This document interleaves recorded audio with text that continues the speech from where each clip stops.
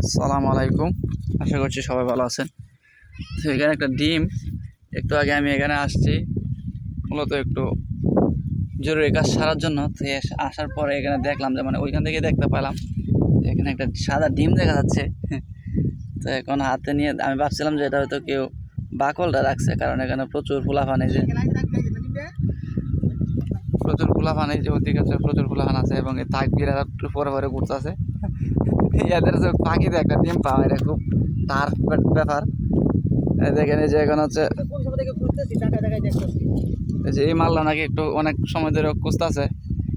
এটা হচ্ছে তাকদিরের ব্যাপার স্যাপার, যার কপাল আছে সেই পাবে।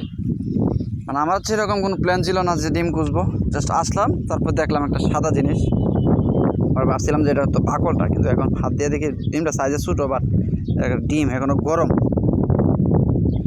সে হচ্ছে কাহিনী। ধন্যবাদ সবাইকে।